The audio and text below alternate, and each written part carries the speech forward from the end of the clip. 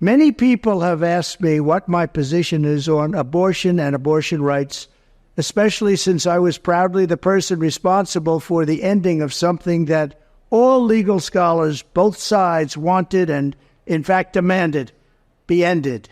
Roe v. Wade. They wanted it ended. It must be remembered that the Democrats are the radical ones on this position because they support abortion up to and even beyond the 9th month.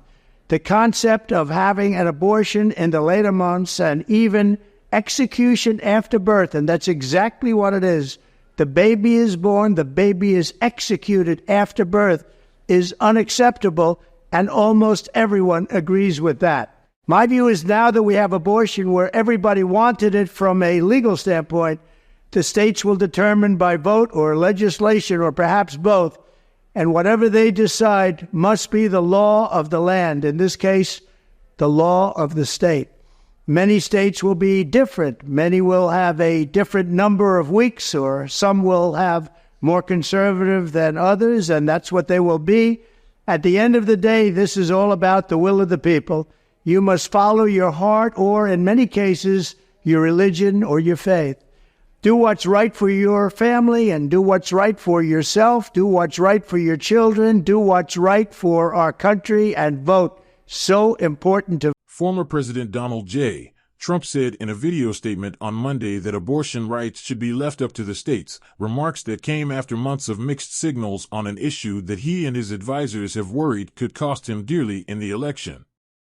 Mr. Trump said his view was that the states should decide through legislation, and that whatever they decide must be the law of the land, and in this case, the law of the state. But he added that he was strongly in favor of exceptions for rape, incest, and life of the mother. Many states will be different, many will have a different number of weeks, or some will have more conservative than others, and that's what they will be, Mr. Trump said in the video, which he posted on his Truth Social website. At the end of the day, it's all about will of the people, he added. That's where we are right now, and that's what we want, the will of the people. Mr. Trump appeared to be trying to move past the issue of abortion rights as quickly as possible without discussing a federal ban, which would face steep odds in the House and Senate. He has privately discussed supporting such a ban. But politically, Mr. Trump's announcement that abortion should be left to the states will allow Democrats to tag him with some of the strictest abortion laws in the country, including a 6-week ban in Florida that he has said was a terrible mistake. And his remarks on Monday underscored how Republicans across the country are grappling with their approach to abortion since the Supreme Court overturned Roe v. Wade in 2022, a few months before the midterm elections. In the video, Mr. Trump said he was proudly the person responsible for overturning Roe and eliminating the constitutional right to abortion after almost 50 years. Mr. Trump falsely claimed that all legal scholars, both sides, wanted and in fact demanded that Roe should be ended. He then falsely claimed that Democrats wanted babies executed after birth. For months, Mr. Trump has debated with advisors what he should say about abortion to stop Democrats from using the issue against him in November, as they did so successfully to outperform expectations against Republicans in the 2022 midterms. Some anti-abortion activists had pushed Mr. Trump to support a federal abortion ban at 15 weeks, to set a minimum national standard and to block later-term abortions in Democratic-controlled states. As recently as February, Mr. Trump had privately told advisors he liked the idea of a 16-week national abortion ban with 3 exceptions, in cases of rape or incest, or to save the life of the mother, according to 2 people with direct knowledge of his deliberations. He made those comments as he was trying to fend off his last significant primary rival, Nikki Haley, in her home state, South Carolina. He told his aides he wanted to wait until the Republican presidential primary contest was over to publicly discuss his views, because he didn't want to alienate social conservatives before he wrapped up the nomination, the 2 people said. Mr. Trump, who has approached abortion transactionally and has spoken about it clumsily since beginning his political career in 2015, told aides he liked the idea of a 16-week federal ban on abortion because it was a round number.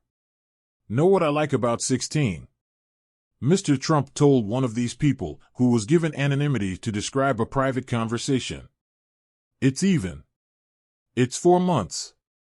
The Trump campaign called the reporting fake news at the time, but Mr. Trump then publicly made clear he was considering supporting a 15-week ban, and his advisors issued statements saying he would come up with a national consensus. Democrats immediately seized on the report of Mr. Trump's plans, saying that Mr. Trump favored a national abortion ban. The blowback played a role in his decision to back away from announcing a national limit, according to people who spoke with Mr. Trump afterward. Some campaign advisors tried to distance Mr. Trump from the Times report about what he had been saying privately. Mr. Trump's statement on Monday disappointed conservatives who were hoping for more restrictive efforts nationally. "We are deeply disappointed in President Trump's position," said Marjorie Dannenfelser, the president of the anti-abortion group Susan B. Anthony Pro-Life America.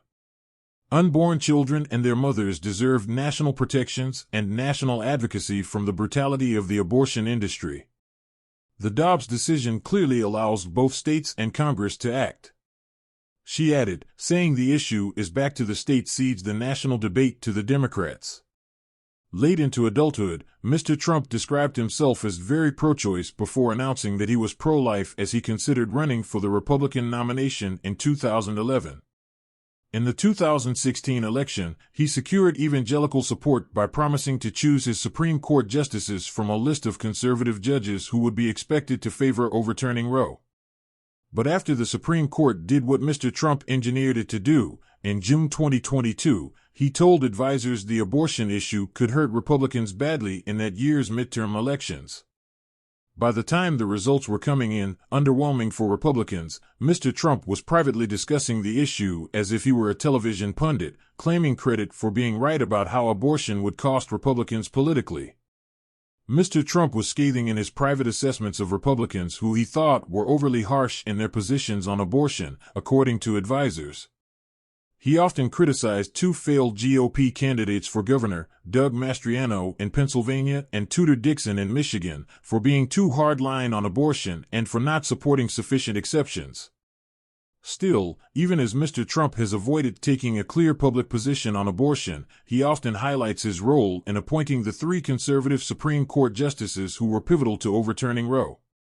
Anti-abortion activists are hopeful that Mr. Trump will be as willing to allow them to shape policy in a second administration as he often did when he became president in 2017. "You must follow your heart on this issue," Mr. Trump said in his video.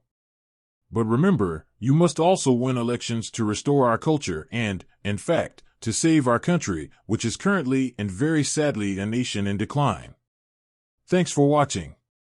Visit our website headlinecast.com and please subscribe our YouTube channel, hit the bell icon for exclusive update news. Also follow our Facebook page, Instagram, and Twitter.